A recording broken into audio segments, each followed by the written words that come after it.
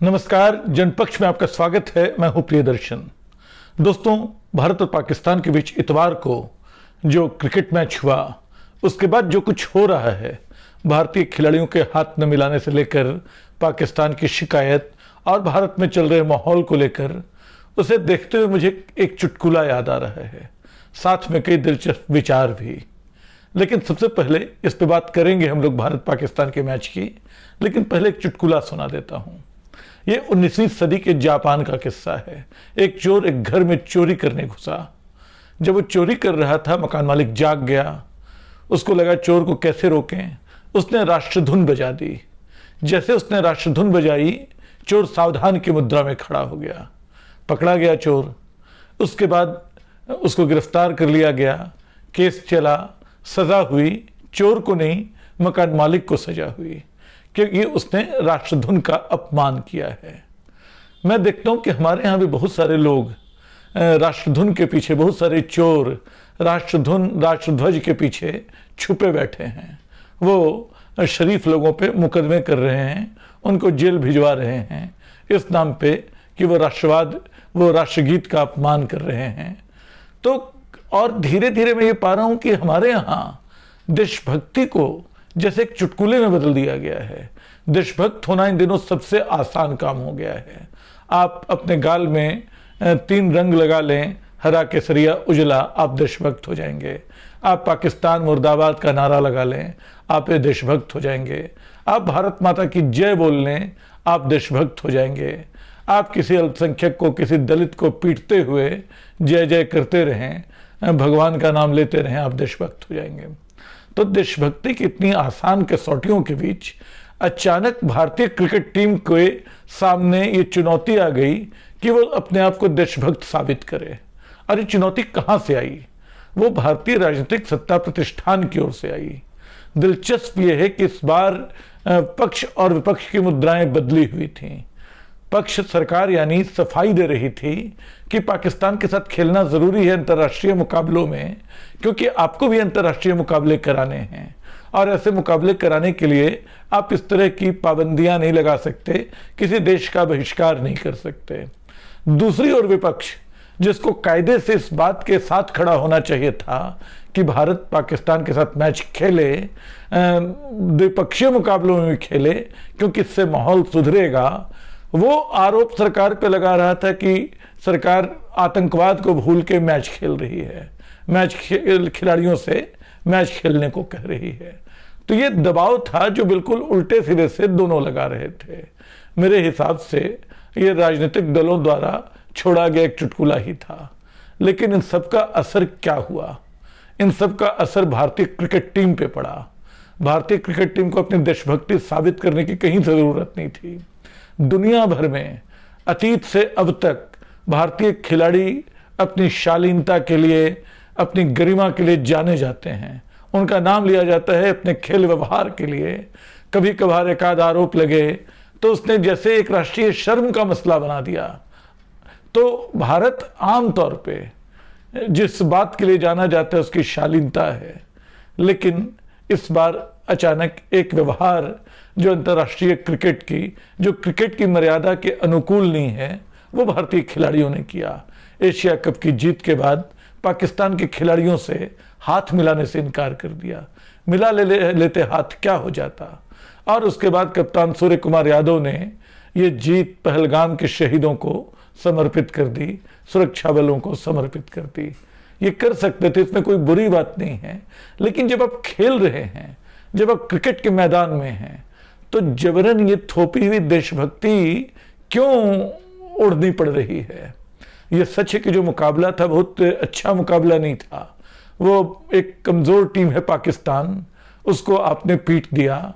और हो सकता है फाइनल में अगर पाकिस्तान खेला तो, क्योंकि पाकिस्तान ने भारत के इस व्यवहार की शिकायत की है।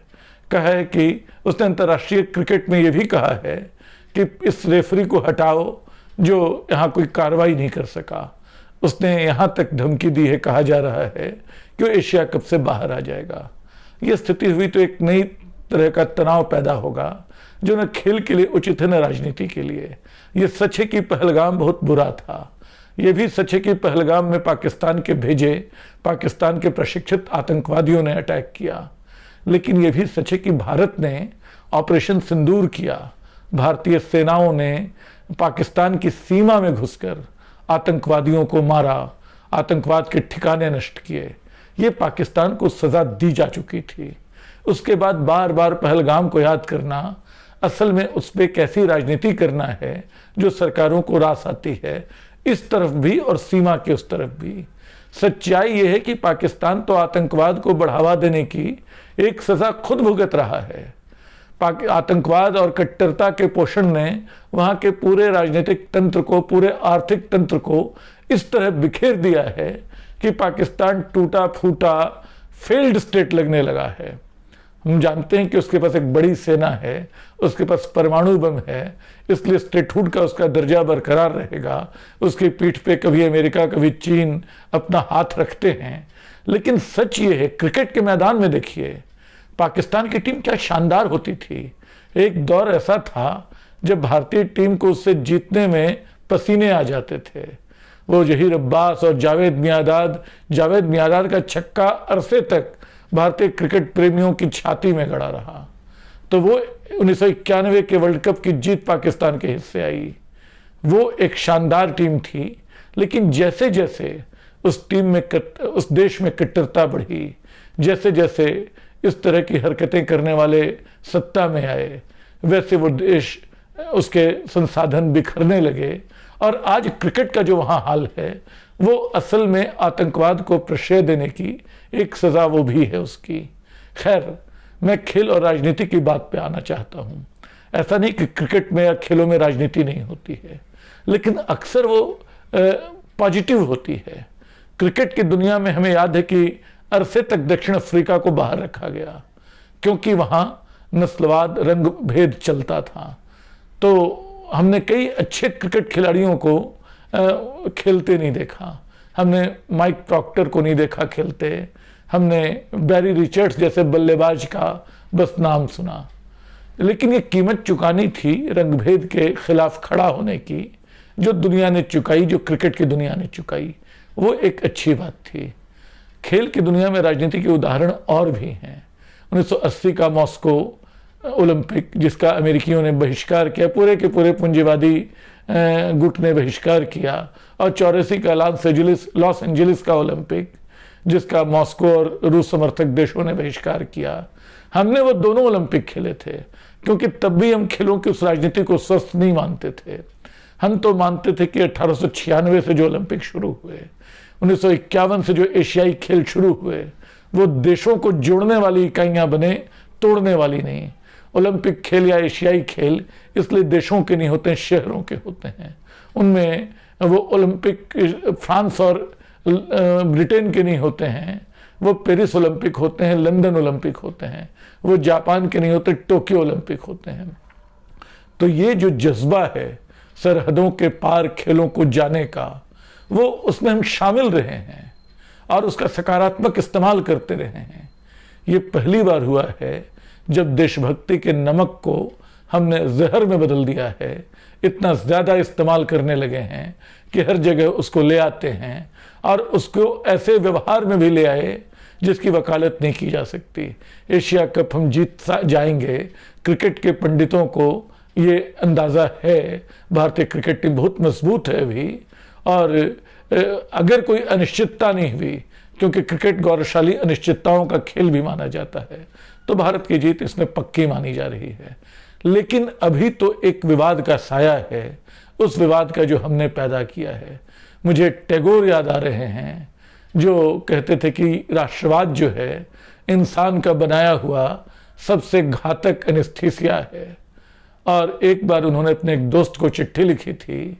उन्होंने चूंकि जापान का राष्ट्रवाद देखा था, यूरोप का राष्ट्रवाद देखा था, वो जानते थे कितना खतरनाक है। उन्होंने लिखा था कि मैं राष्ट्रवाद के कांच की जगह देशभक्ति के कांच से बदलना नहीं चाहूंगा। ये टैगोर कहा करते थे। आज हम सबके हाथ में इंसानियत का कांच, इंसानियत का नमक इतना ज्यादा है कि वो हमारी जिंदगियों में दाखिल हो रहा है। हम एक गरिमापूर्ण, एक सभ्य देश होना बड़ी देशभक्ति बहुत बड़ी चीज है, उसके पैमाने अलग होते हैं। आप एक जातिवाद विहीन, सांप्रदायिकता विहीन, भ्रष्टाचार विहीन, विषमता विहीन एक देश बनाएं, ये असली देशभक्ति की कसौटी हो सकती है। लेकिन हम एक नकली आसान देशभक्ति की गिरफ्त में हैं और दुर्भाग्य से अपने क्रिकेट को भी उसकी गिरफ्त में ला रहे हैं। इससे हमें बचना चाहिए। शुक्रिया।